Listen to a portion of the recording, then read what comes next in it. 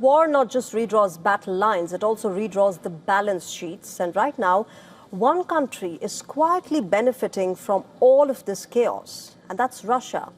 As the war in West Asia shakes global energy markets, Russia is watching oil prices climb, and conversely, its revenues surge.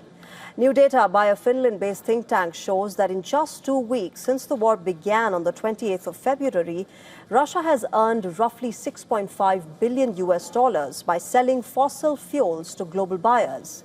As global prices for oil, gas and coal jumped by about 14% as compared to February, this price rise also pushed up Russia's export earnings in March this year. Data shows Russia earned around $730 million extra from oil, gas and coal sales in March, of which most of that earnings came from oil.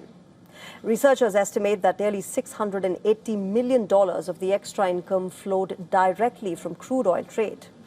The figures come from an energy research group, the Center for Research on Energy and Clean Air.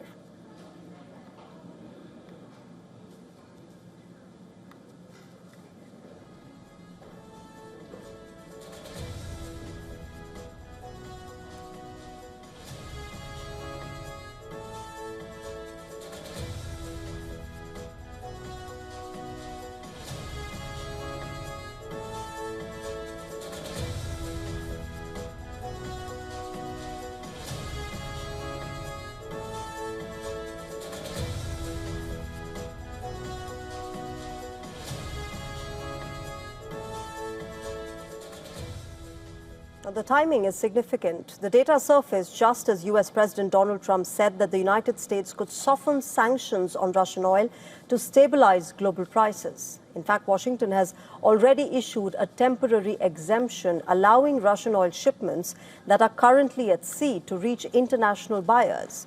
The measure will remain in place until the 11th of April. Now, as officials attempt to allay a market rattled by war-driven shortages, with crude oil prices hovering near $100 per barrel, Russia, by the way, remember, is the third largest oil producer in the world, accounting for about 11% of the world's crude oil supplies. As per the International Energy Agency, this war has slashed Gulf energy production by at least 10 million barrels per day, creating what it calls the largest supply disruption in the history of the global oil market. For Russia, that disruption means opportunity. Energy exports remain a crucial pillar of Moscow's budget. As per the think tank, weeks before the West Asia war started, Russia's oil revenues had been slipping to their lowest levels since the Russia-Ukraine war began back in 2022. And now a new war, thousands of kilometers away, is not just helping Moscow refill its coffers, but making it a huge beneficiary.